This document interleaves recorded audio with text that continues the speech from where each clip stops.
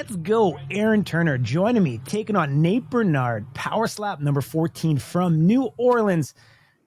Aaron, we've talked about this in the past. This was a bodyguard on bodyguard matchup that you've wanted now, seemingly for the better part of half a year.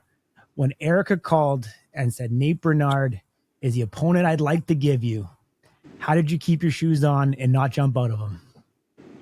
Honestly, I'm just excited. It's kind of funny how it all has come around. I had James Seekman and Wes Mena called me out, and that was a fight that I wanted to, but I ended up getting selected to James Seekman. Then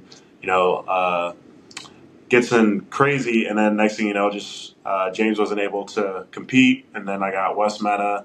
So it's really bittersweet that Power Slap has been giving me people that I just have wanted to fight. I haven't really voiced out to them very much, but Nate has definitely been on my radar. So this is an exciting opportunity for sure. Like I'm here for redemption just as much as he is. So I'm excited. Mm-hmm. I mean, do you kind of view this as a get right match for both of you to kind of start getting some separation there at the top of the division? Of course. For him, he, I don't have to talk about his record. He already knows what his record is. A lot of people saying he doesn't deserve to be the number 2 ranked, but honestly, I just think it's in the hands of Power Slap. They see a lot of potential between myself and Nate. So I think they really locked in this matchup very well. Frank and Erica, they did a great job, just getting the matches all set up. Despite what other people say, I think they do amazing. So I think this is a huge redemption for me and Nate. So I'm just looking forward to the opportunity and the fact we get to be outside of Vegas for the first time and be New Orleans. It's bittersweet. For sure. I mean, a guy like you, who I know has traveled, across the nation, but also internationally, have you had any experience in New Orleans? And how do you think that crowd's going to be? The Convocation Center holds around 4,500, spectators in it. And I mean, the way things are looking is looking like it's going to be a sellout crowd. Do you have any experience in that city, and how do you think that crowd's going to react?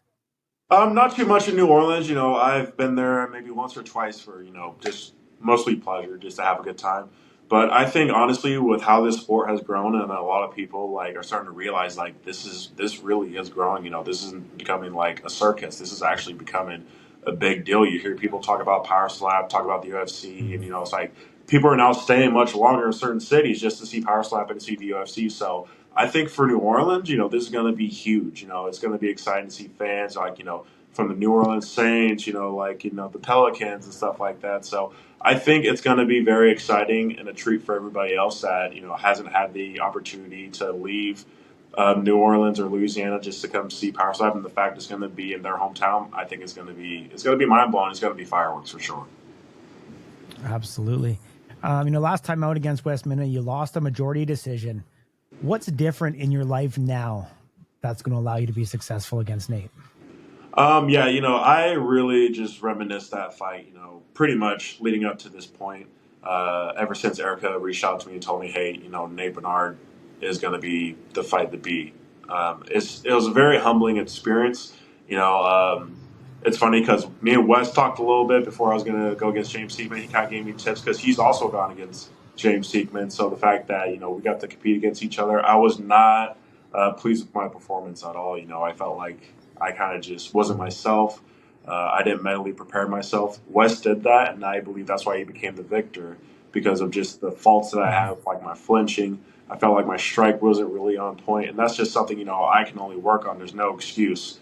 So since then, what I've just basically been working on is, working on my technique, working with my trainer, just, staying in the weight room, but also working more on my technique and working on not flinching, strengthening my neck, my jaw and stuff like that. So really just, I kind of got out the little nervous butterflies out of the way of going through strikes because the first time I only got struck once by Brian Ellison, and this one I went to distance with Wes Mena. So the positive I could really take from that is I took, most of his shots. I didn't go down. I didn't get stumbled. So, but now I'm facing, a bigger opponent who has a really good strike on him, I firmly believe.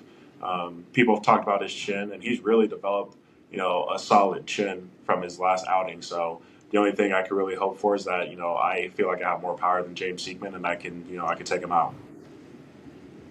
Mm-hmm. Nate, I know you don't want to talk about it, but he started out his career 2 victories, got an opportunity to face Damien Dibbell for the championship belt. He's got 5 matches under him. He's gone 3 losses since. Where do you think Nate is in his career and the trajectory of his game? Do you think he still is a very dangerous competitor that can refine his form that we've seen when he fought Stevie Payne, Dwayne Crespo? Absolutely. He's definitely not an easy fight by any means. There's a lot of guys in this division that aren't, easy fights, but definitely Nate. I think what Power Slap has for him, I don't know exactly what their plan is, but I believe he's the gatekeeper. And he's a vet. I hate to say the fact that he's still young. I think he's at age younger than me. I believe. I think he's about 1 year younger than me, but he has a lot in the tank. So I really do think that he's not someone to look past or look over. So I think for him, he has a lot left. I think he has a lot of potential. He's not an easy fight whatsoever. So he is a dangerous guy on my radar, which I definitely believe. But also, I'm also a dangerous guy on the radar too. People talk about he's built like a brick house. He's strong, but I'm equally as strong as Nate Burnard. So I think this makes it a perfect matchup. In fact, it should be a very main card fight. Yeah, I mean, 2 big guys going at it. I mean, definitely Nate's much more of the stature of Brian Ellis compared to Wes Mena. How do you beat Nate Burnard? I mean, for me, physically, right now, before the fight, is just honestly just training harder than he does. Working out harder than he does. Competing as hard as he does. I mean, I think that's what it really comes down to it. Because with Nate, he has a very good stature. I mean, he's a big built dude.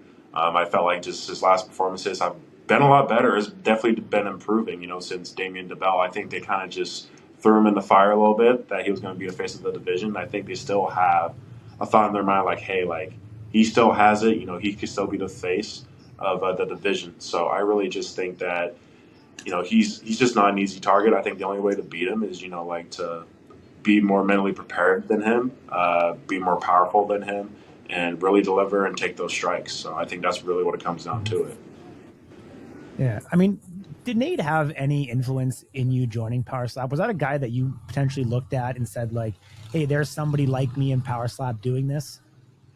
Nate definitely set the standard. A lot of guys that before Power Slap was guys that they brought into the house, and mainly that's kind of what made the divisions, made the standings, stuff like that. And I think Nate is the first one that really shook it up, and the fact that he's a football player just like I was, he's a bodyguard just like I was. I think he really set the standard for guys like us, myself, to have that potential, to have these opportunities. So he's definitely someone everybody wants to fight Nate, but at the same time, he's really been someone we look up to. He's really set the standard for guys, athletes like us that aren't combat fighters, that aren't, MMA fighters or anything like that, backgrounds in football where bodyguards were just known as big dudes. He's really set that standard to really bring in talent. So that's something you got to appreciate so much about Nate. So he's definitely someone I definitely have looked up to, as crazy as it sounds, the fact that he's younger than me. But it's definitely someone I definitely looked up to. But I know when it comes down to that whole week in New Orleans is going to be different. We're here to take each other's heads off. We're here for redemption. We're here for a title. So that's all there is to it. Yeah, I mean, in a lot of ways, I feel like your career paths have been relatively similar. You talked about, the background experience before Power Slap. I mean, you both came in as direct recruits, into the league. You guys both had success early. There was a lot of talk, I think internally at Power Slap and here on the media side, both you guys could be that next up and comer. I've talked at large with Nate about, potentially being rushed too quickly into a title match with, Damien Dibbell. But obviously, he's a couple match removes from that now. And we have seen, obviously, an improvement in his game. And, for a guy like Nate, as you alluded to earlier, I think he's incredibly dangerous with every single strike that he has.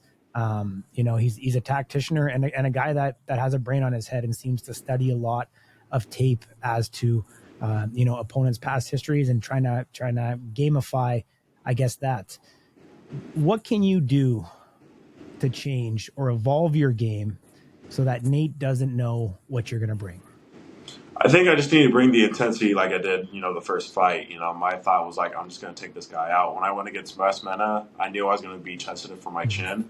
And my mind, my training and everything like that was we're just going to go ahead and we're going to last all 3 rounds or potentially 4 rounds. I think just my mindset now is I want to make it early. I want to finish early. I want to get that first round knockout. I want to get that bonus, and I want to move up the ladder drastically. I don't want to move up a spot, just make it through a fight and let it go to decision. I want to get that knockout. I want to move up, and I want to get that title shot because I know myself. I know I have that potential, and I know that I'm going to excel in this game of power slap. So that's just the whole mindset needs to be better. Is something that I feel like that will make me victorious. For sure. I mean, I know we spoke post West Mena fight. You weren't able to really accurately locate your strike to the most effective ability, or at least what you did to Brian Ellis. What changes are you making to be able to make sure that when you get up there, you can make that opportunity count? Honestly, the preparation was, in my mind, James Seekman. I didn't think about who the backup was going to be, but now I really am. It's just like whoever is the next fighter. And I just heard news that Zakir is going to be competing in New Orleans. I don't know if he's facing anybody or if he's going to be like a standby fighter. But I've also prepared to fight someone who's 5'9". So it's just all preparation, really, of just like the big what if. I've only had my target on one person. I don't think about anybody else that I'm fighting. I'm thinking of who it might be. It could be him. It could be Bryce Jones. It could be, anything could happen, whether it's Nate doesn't make weight, which I know he will, or he has a medical issue that might happen the week of. I've just prepared myself for what if. So I've worked my way up to 6'6", 6 foot, in between 6'3", or even down to 5'9", which I know Zakir is 5'9", which actually surprises me a little bit. But, stay ready and got to get ready. That's just the mindset I've had. Yeah, I think 5'9" is wrong. I just seen him in Las Vegas. He's taller than I am. I'm 5'11". So okay. I think that stats off a little bit. I think he's probably closer to 6 foot. Okay. All right. Gotcha. Yeah. But regardless, you're still prepping to be within that range regardless. Yeah. We talked a little bit earlier, West Mena getting an opportunity to go up against the title, Damien Dibbell. How do you foresee that match going? Well, other than, how me and Wes are outside, I know we're not like the best of friends, but we're very, I'd say we're decent friends, and we're very respectful of each other's game. I think for him, he has really risen up in the sport, and people are not giving him the credit that he deserves. They talk about the way his strike is, they talk about he clubs, he does this, but he's 4-0.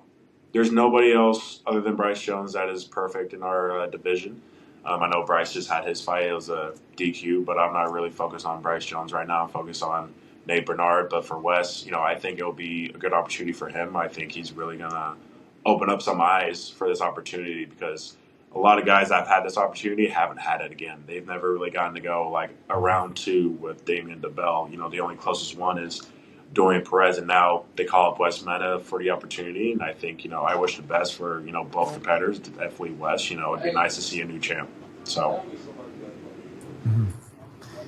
Love it, my man. One last one from me. Look directly in the camera and tell Nate Burnard what you'll do to him come July 18th. Well, July 18th, Nate, it's all love. The way that it is. We're both competitors, but I'm going to go ahead and I'm going to take that position from you. I'm not here for your plate. I'm here for your seat at the table. That's what I want. Awesome. Appreciate you joining me. Look forward to seeing you once again in New Orleans. Kate, take care. Travel safe, and we'll see you soon. Thank you, Corey. Appreciate you, man.